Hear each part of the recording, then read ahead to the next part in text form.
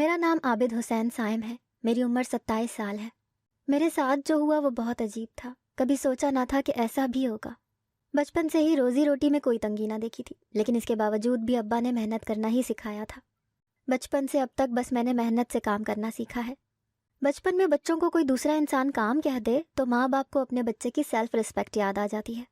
اور میرے والدین نے میرے اساتذہ تک کو اتنی اجازت دی تھی کہ وہ مجھ سے اپنے گھر کے کام بھی کروا سکتے تھے. ایک لڑکا ہو کر میں بچپن میں اپنے استاد کے گھر کی صفائی تک کیا کرتا تھا. ایک روز میرے استاد نے میرے ابا سے پوچھا کہ تم واحد ہو جس نے اپنے اتنے چھوٹے بیٹے کے لیے مجھے اجازت دے رکھی ہے کہ میں اس سے گھر کی صفائی تک کرواؤں. تو میرے ابا کے الفاظ سن کر جیسے میری آنکھیں بے یقینی سے کھلی رہ گئیں جب انہوں نے کہا کہ میں نہیں چاہتا کہ بڑا ہو کر یہ در در کی ٹھوکریں کھائے. زندگی اور موت بے شک اللہ کے ہاتھ میں ہے. وقت کے رہتے مجھے یا اس کی ماں کو کچھ ہو گیا تو اس کے لیے بہت مشکل ہو جائے گی. میں اماں ابا کی اکلوتی اولاد تھی، لیکن میں حیران تو ان کی اتنی دور اندیشی پر تھا. میرے ابا بہت سخت مزاج کے تھے، کبھی نرمی سے بات نہ کی تھی. میں ہمیشہ ترستا تھا اپنے ابا کے پیار کو. بہت کم تھا جو میرے ابا نے مجھ سے نرمی سے بات کی ہو، ورنہ ڈانٹ ڈپٹ تو عام بات تھی. کبھی کبھی ابا کا جوتا بھی پڑ جایا کرتا تھا. میری مار کٹائی کرنا ابا کو منظور تھا، لیکن میری محنت میں ابا نے کبھی کمی نہیں آنے دی تھی. وہ کہتے تھے کہ کام چھوٹا بڑا نہیں ہوتا، کام کام ہوتا ہے. اگر اسے محنت اور لگن سے کرو گے تو چھوٹا کام بھی بہت بڑا ہو جائے گا. یہ بات ابا نے نہ جانے کب سے میرے کانوں میں ڈالنا شروع کر دی تھی. پہل تو مجھے کچھ سمجھ نہیں آتا تھا کہ ابا پتہ نہیں کون سی فلسفی جھاڑتے ہیں، لیکن آج وقت کے ساتھ ساتھ سمجھ بھی آنا شروع ہوا کہ ان کی فلسفی ہی میری پوری زندگی کا نچوڑ تھی. ایک بار میں سو کر اٹھا تو میرے ابا نے میرا ایک بڑا سا بیگ پیک کیا ہوا تھا. یہ اس وقت کی بات ہے جب میں ایف اے کر کے ہٹا تھا. ایف اے کرنے کے ساتھ ساتھ ابا نے مجھے ایک مکینک کی دکان پر کام پر بھی لگوایا ہوا تھا. میرے کئی دوست بہت حیران ہوتے تھے کہ اتنے امیر باپ کا بیٹا مکینک کی دکان پر لوگوں کی گاڑیاں ٹھیک کرتا ہے. اکثر اوقات تو کوئی ماننے کو تیار نہ ہوتا تھا کہ میں اپنے ابا کی ہی اولاد ہوں. کئی بار سب مجھے ابا کی سوتیلی اولاد سمجھتے تھے. میں اٹھتے ہی حیران ہو گیا کہ ایک روز پہلے میرا ایف اے کا رزلٹ آیا تھا جس میں نے بہت اچھے نمبر لے کے ایف اے پاس کیا تھا. لوگوں کے والدین اپنے بچوں کی کامیابی پر مہنگے مہنگے تحفے تحائف دیتے ہیں، اور مجھے اپنی ماں سے دعائیں اور اپنے باپ سے تحفے میں ایک نیا سفر اور ایک نئی سیکھ ملی تھی. میری اماں میرے اور ابا کے درمیان کبھی نہیں بولی تھیں، اور اس دن تو وہ کمرے سے باہر ہی نہیں آئیں جس دن میرے ابا نے میرے ہاتھ میں کپڑوں سے بھرا بیگ پکڑایا اور بولا کہ یہ چند ہزار رکھو اور یہ کپڑے بھی، تب تک جب تک تمہیں کام نہیں مل جاتا. اس کے بعد یہ کپڑے اور یہ پیسے تم واپس لوٹاؤ گے، کیونکہ یہ میں نے تمہیں قرض دیا ہے. تمہارے پاس اس قرض کو لوٹانے کے لیے بس 1 مہینہ ہے. میرے ابا نے پہلے کبھی میری کمائی نہیں کھائی تھی. ہمیشہ جب میں اپنی کمائی ابا کے ہاتھ میں لا کر پکڑاتا تو وہ اس کمائی کے 3 حصے کرتے. اس میں سے ایک حصہ ایک گلے میں ڈال دیتے، ایک حصہ غریبوں میں بانٹ دیتے، اور ایک حصہ مجھے مہینے کے لیے خرچ کا ملتا تھا. میری آمدنی بہت کم تھی. اکثر اوقات مجھے کام پر جانے کے لیے پیدل چل کر جانا پڑتا تھا، کیونکہ میرے پاس آنے جانے کا کرایہ تک موجود نہیں ہوتا تھا. کئی بار لوگ دیکھ کر کہتے تھے کہ اتنی سختی بھی اچھی نہیں بچے پر، بچے باغی ہو جاتے ہیں. لیکن اب میں کہتا ہوں کہ اگر بچے باغی ہوتے ہیں تو وہ سختی کا غلط استعمال کرنے کی وجہ سے ہوتے ہیں. آپ اپنے غصے کا، سختی کا درست استعمال کریں گے تو کبھی بھی بچے نہ باغی ہوں گے، نہ اپنی زندگی سے تنگ ہوں گے. میری اماں نے مجھے اگر پیار کیا تو ہمیشہ غلط بات پر روک ٹوک بھی کی، لیکن صرف روک ٹوک نہیں کی بلکہ اس کام کو کرنے کے نقصان اور نہ کرنے کے فائدے بتا کر، تاکہ میں بدظن نہ ہو جاؤں. اس دن میں بہت حیران ہوا جب میرے ابا نے مجھے گھر سے جانے کا بول دیا. ایک بار تو میری روح کانپ گئی جب سوچا کہ اب مجھے اکیلے رہنا پڑے گا. میرے ابا نے شاید میرے چہرے پر مایوسی اور ڈر دیکھ لیا تھا، تبھی مجھے ہفتے میں 1 روز گھر آنے کی اجازت دے دی تھی. میرے لیے اتنا ہی بہت تھا. میرے پاس ایک چھوٹا سا فون ہوتا تھا جو میں نے اپنی کمائی کے پیسے جمع کر کے ایف اے کے آخر میں لیا تھا. جب میرے ابا نے میرے ہاتھ میں فون دیکھا تو پوچھا کہ یہ کس سے پوچھ کر لیا ہے. تو میں نے ابا سے کہا کہ میں اب بڑا ہو گیا ہوں ابا. اور جس دن ابا نے مجھے گھر سے جانے کو بولا تو میں نے ابا سے پوچھا کہ یہ کیوں، تو ابا کا جواب سن کر میرے رونگٹے کھڑے ہو گئے.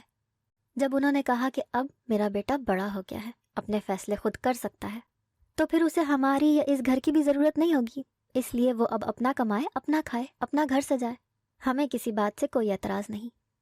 تب سمجھ میں آیا کہ یہ میرا ابا کی اجازت کے بغیر فون لینے کی سزا ہے. لیکن اب کچھ نہیں ہو سکتا تھا. ابا اپنے فیصلوں پر پکے قدموں کے تھے. کس ماں باپ کی ہمت ہوتی ہے کہ وہ اپنی اکلوتی اولاد کو خود سے دور کرتے، لیکن میرے ماں باپ نے مجھے اپنے پیروں پر کھڑا کرنے کے لیے مجھے اپنے ہی گھر سے جانے کو بول دیا تھا. میں اپنے گھر سے نکلا اور اس دن صحیح معنوں میں مجھے پتہ چلا کہ اپنا گھر بنانا کتنا مشکل کام ہے۔ دوست یار تو اتنے خاص تھے نہیں کیونکہ ابا کو یہ سب نہیں پسند تھا، اس لیے خود ہی خوار ہونا پڑا۔ پہلے میں لاہور چلا گیا، وہاں جا کر دیکھا تو وہاں ایک جہان آباد تھا۔ اپنا ایف اے کا رزلٹ کارڈ ہاتھ میں لیے بیگ کو ایک کاندھے پر لٹکائے مجھے سمجھ نہیں آ رہی تھی کہ کس سے بولوں کہ مجھے کام دے دے۔ بہت دور تک جانے کے بعد بھوک کا احساس ہوا تو کھانا کھانے کے لیے ایک ڈھابے پر رک گیا۔ ریسٹورنٹ کے لیے اب اتنے پیسے نہیں تھے کہ وہاں جا کر عیش کرتا، اسی لیے ایک چھوٹے سے ڈھابے پر رک گیا۔ وہاں ایک روٹی اور دال کا سالن منگوایا اور وہ کھانے لگا، اور یہ بھی تقریباً 100 روپے کا آیا تھا۔ پاس تو میرے کم از کم 10,000 تھے، لیکن مجھے نہ جانے کب کہاں کام ملتا۔ تبھی میں نے اپنا ہاتھ تھوڑا کھینچ لیا، اس میں سے 1,000 میں نے ہمیشہ کی طرح غریبوں کے لیے نکال کر رکھ لیا، باقی 9,000 میرے پاس باقی تھے، اور یہ تب تک چلانے تھے جب تک مجھے نوکری کے ساتھ رہائش اور کھانا نہیں مل جاتا۔ 2 دن کی مسلسل محنت اور خواری کے بعد مجھے ایک ریسٹورنٹ ملا جہاں ایک ویٹر کی ضرورت تھی۔ ابا کی بات دماغ میں سما گئی تھی کہ کام کام ہوتا ہے، چھوٹا بڑا نہیں۔ میں اندر داخل ہوا تو میرے کپڑے دیکھ کر ایک ویٹر جلدی سے میرے پاس آیا اور بولا، جی سر، ہم آپ کی کیا مدد کر سکتے ہیں؟ میں نے حیرانگی سے اس ویٹر کی طرف دیکھا اور پھر خود کی طرف، اور سوچا کہ جب اسے پتا چلے گا کہ میں سر نہیں بلکہ اس جیسا ایک ویٹر ہوں تو اسے مجھ پر کتنی ہنسی آئے گی۔ پھر سب سوچوں کو آگ میں جھونک کر میں نے اسی ویٹر سے بولا کہ مجھے آپ کے مینیجر سے ملنا ہے۔ ویٹر نے مینیجر کے کمرے میں مجھے چھوڑا اور خود باہر چلا گیا۔ میں نے مینیجر سے اپنی نوکری کی بات کی، جس پر وہ میرے حلیے کی طرف دیکھ کر تھوڑا سا حیران ہوا۔ میں اس کی حیران آنکھیں دیکھ چکا تھا، جس پر مجھے خوب ہنسی آئی اور اپنے ابا کی کارستانی پر بھی، لیکن اس وقت میں ضبط کر گیا۔ مینیجر نے مجھے نوکری دے دی اور ساتھ ہی ساتھ ایک کمرہ رہائش اور 2 وقت کا کھانا بھی، لیکن یہاں ایک مسئلہ تھا کہ چھٹی مہینے کے آخر میں ملتی تھی اور وہ بھی بس 2۔ لیکن مجبوری کا نام شکریہ سمجھ کر میں نے نوکری کرنا شروع کر دی۔ میری ملاقات اسی ویٹر سے ہوئی جو مجھے مینیجر تک لے کر گیا تھا، اس کے ذمہ مجھے کام سمجھانا تھا۔ تبھی جو بات مینیجر نے برداشت کر لی شاید اس ویٹر سے برداشت نہ ہوئی، تبھی مجھ سے پوچھ بیٹھا کہ شکل سے تو اچھے کھاتے پیتے گھر کے لگتے ہو، پھر کیا ہوا جو ایسی نوکری کرنی پڑی؟ شاید وہ میری کسی دکھی داستان کے انتظار میں تھا، لیکن جب میں نے اسے سب بتایا کہ ابا کی اجازت کے بغیر میں نے بٹنوں والا فون لے لیا تھا، اس لیے مجھے سزا کے طور پر گھر سے جانے کو بول دیا گیا کہ اب میں بڑا ہو گیا ہوں، اپنا خود کما سکتا ہوں۔ وہ لڑکا بھی کافی حیران ہوا کہ اکلوتے بیٹے کو ایسے کون نکال سکتا ہے۔ میری اور اس کی اچھی دوستی ہو گئی۔ اس ویٹر نے میری کافی مدد کی، وہ مجھے بتاتا رہتا تھا کہ جس جگہ ہمارا ہوٹل ہے وہاں سے راستے کافی سنسان اور خطرناک ہوتے ہیں۔ میں نے اس کی بات کو ایسی ہوا میں اڑا دیا۔ وقت کا کام ہے گزرنا، سو وہ گزرتا جاتا ہے۔ 1 ہفتہ ہو گیا تھا مجھے اس ریسٹورنٹ میں کام کرتے ہوئے، ابھی تک مجھے باہر کا کوئی آرڈر لے جانے کا حکم نہیں آیا تھا۔ چونکہ ابا نے بس ہفتے میں 1 بار گھر آنے کی اجازت دی تھی، لیکن کام کے اصول کو دیکھتے ہوئے پہلے ہفتے میں گھر نہیں گیا تو ابا کا بھی فون نہیں آیا۔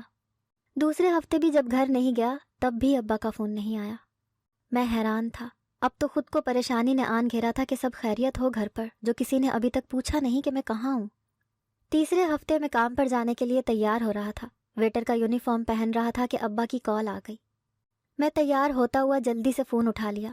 حال احوال پوچھنے کے بعد زندگی میں پہلی بار ابا کی بھرائی آواز میرے کانوں سے ٹکرائی، جس میں ان کا لہجہ بھیگا ہوا تھا، اور ان کا پہلا سوال سنتے ہی میری روح کانپ گئی۔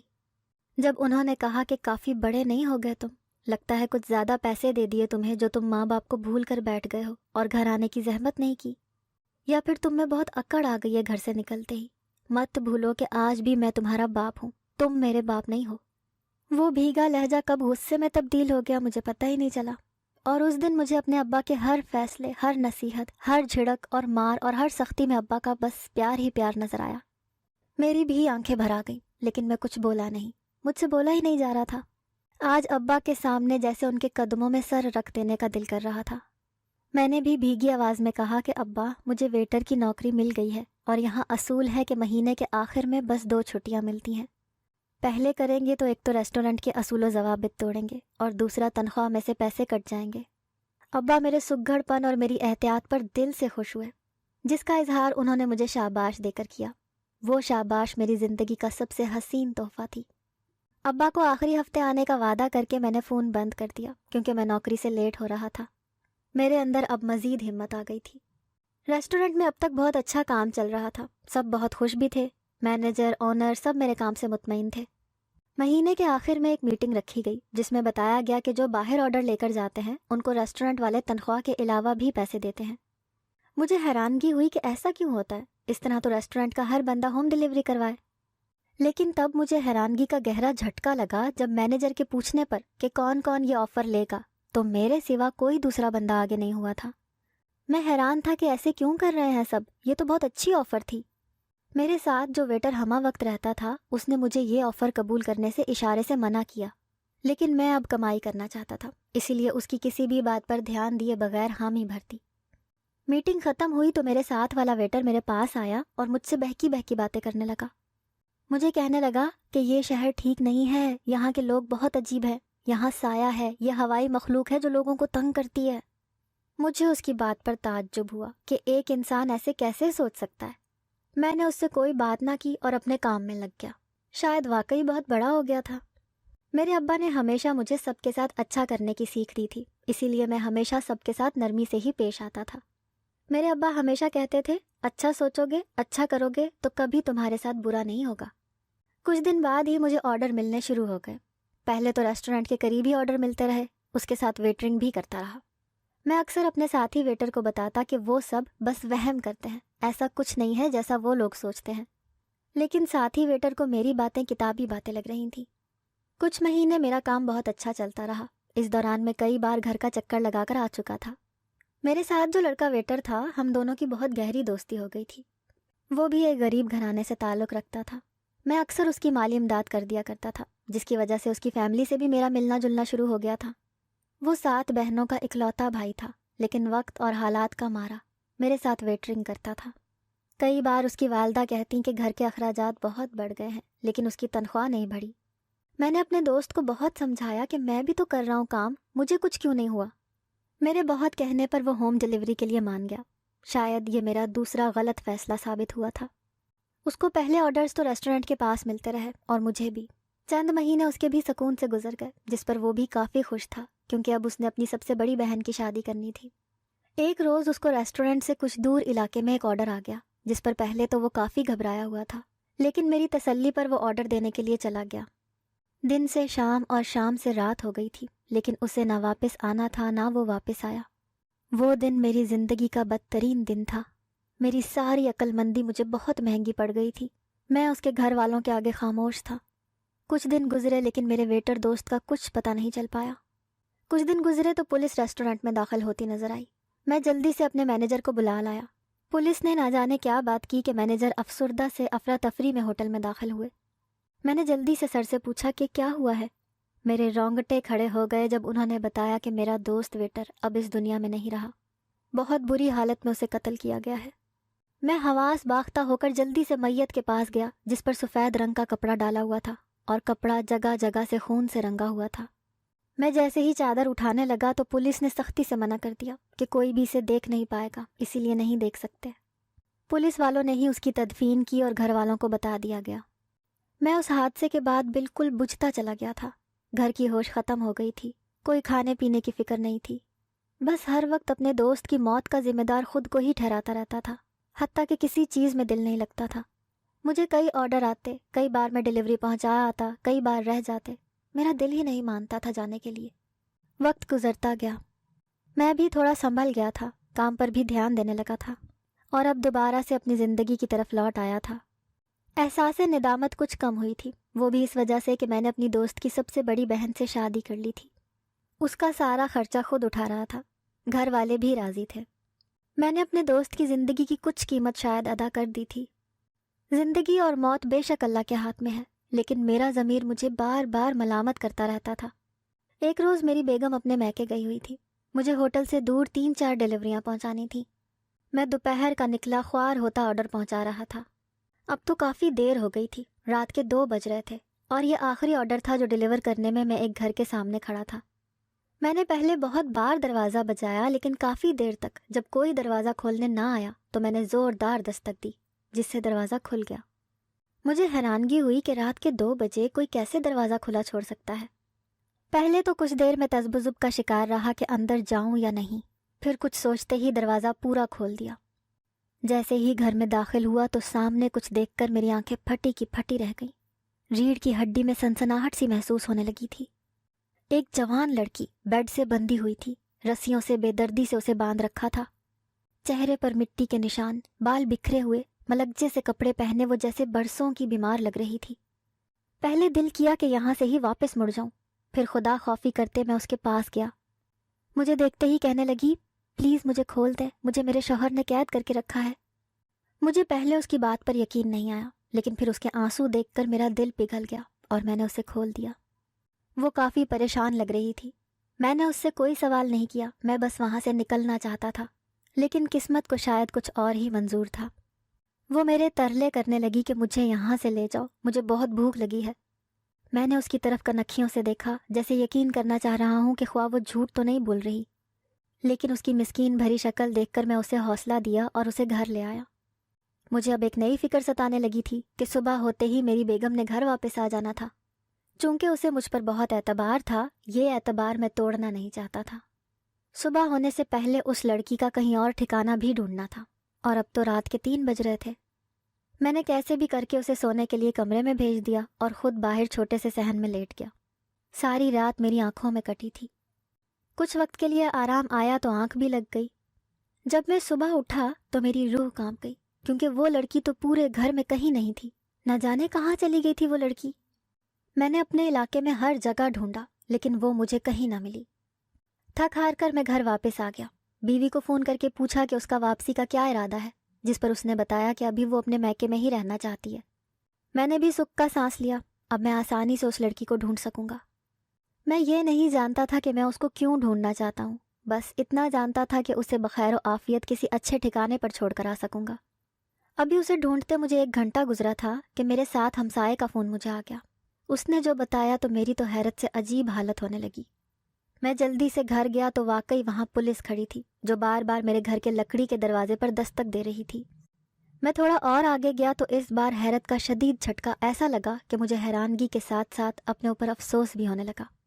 जब रात वाली लड़की रो रो के पुलिस एहलकार को ये बता रही थी कि मैंने उसको ज़बरदस्ती अपने घर रात भर रखा हुआ था और उसके साथ ज्यादती भी करने की कोशिश की है, मैं तो उस लड़की की आहो पुकार पर दंग रह गया था। मैंने हिम्मत की और आगे होकर एक पुलिस वाले को मुखातिब किया और उससे पूछा कि यहाँ क्यों खड़े हो, जिस पर उसने मेरी तरफ हैरानगी से देखा, क्योंकि सब लोग डरे सहमे हुए थे और बस एक मैं ही बोल रहा था, जी सर, क्यों खड़े हैं यहाँ। अभी वो मुझे कोई जवाब देता कि लड़की की नज़र मेरी तरफ उठी तो वो ऊंची ऊंची रोने लगी कि मैंने उस पर जुल्म किया है। मुझे यकीन नहीं आ रहा था कि ये रात वाली औरत ही है जो अब मुझ पर कैसे कैसे घटिया इल्ज़ाम लगा रही है। मैं हैरत में डूबा हुआ था, मेरे होश गायब हो रहे थे, कुछ समझ नहीं आ रहा था, कान साएं साएं करने लगे थे। इतनी देर में एक पुलिस एहलकार आगे आया और मेरे हाथों में हथकड़ियाँ डाल दी। मुझे उस वक्त भी होश नहीं था, कुछ याद नहीं था। उस वक्त अगर कुछ जहन में था तो वो अपनी बीवी का चेहरा, जो मुझे वहाँ ना पाकर न जाने क्या करती, अपने बूढ़े माँ बाप जिनको अब मैंने पालना था, अपनी नौकरी जहाँ मेरी एक इज्जत थी, और इस औरत के नकली आंसू जिन्होंने हर चीज़ तबाह करती थी। कब मैं घर से जेल पहुंचा और कब मैं सलाखों के अंदर गया, मुझे कुछ समझ नहीं आई। होश तो तब आया जब एक पुलिस वाले ने रख के मेरे चेहरे पर तमाचा मारा। मेरे होश जो शल हो रहे थे, एकदम मैं होश में आ गया। गौर से सामने खड़े एहलकार को देख रहा था। कौन बचाएगा मुझे, कौन रिहा करवाएगा, मेरी बीवी क्या सोचेगी मेरे बारे में, इसी टेंशन में सारा दिन गुजर गया। अब एक नई सोच ने अपना घर कर लिया था कि मेरी बीवी को पता भी चला होगा कि मैं जेल में हूँ, और मेरे अब्बा को, मैं यहाँ से कैसे निकलूँगा बाहर। दिमाग की शरियान फटने को थी, एक एक करके सब कुछ ही दिमाग से निकलता जा रहा था। एहलकार न जाने अब तक कितने ही थप्पड़ लगा चुका था, वो पता नहीं क्या क्या पूछ रहा था, लेकिन मुझे उसकी बातों की 1% भी समझ नहीं आ रही थी। मेरे लिए तो जैसे वक्त रुक गया था। मुझे लगा अब्बा की तमाम नसीहतें गलत हैं। मैंने यहाँ उस औरत के साथ भलाई की और उसने मेरे साथ क्या किया। मुझे इसकी तो समझ ना आई कि मेरी उससे आखिर दुश्मनी है क्या, लेकिन जो भी था यकीनन बहुत बुरा था। लेकिन मेरी हर सोच जो अब्बा के कहने से कायम हो गई थी कि नेकी करने से हर बार नेकी नहीं मिलती, वो गलत साबित हो गई जब मेरी बीवी रोती हुई मेरे हमसाए के साथ जेल में दाखिल हुई। मेरा दिल किया उस वक्त मैं ज़मीन में धंस जाऊं कि ये देखना बाकी था अभी। वो जेल के पास आई तो मैं भी जल्दी से उठकर सलाखों के पास गया। वो मुसलसल रो रही थी और एक ही लफ्ज़ दोहराए जा रही थी कि मैं आपको कुछ नहीं होने दूंगी, मैं आपको यहाँ से जल्दी निकाल लूँगी। میری بھی آنکھیں بھر آئیں کہ میری بیوی مجھ سے اس قدر پیار کرتی ہے، لیکن پھر بھی میں نے اس کو جھڑک دیا کہ وہ یہاں کیا کرنے آئی ہے، ابھی کہ ابھی گھر واپس جائے، مجھ پر زیادتی کا الزام لگا ہے۔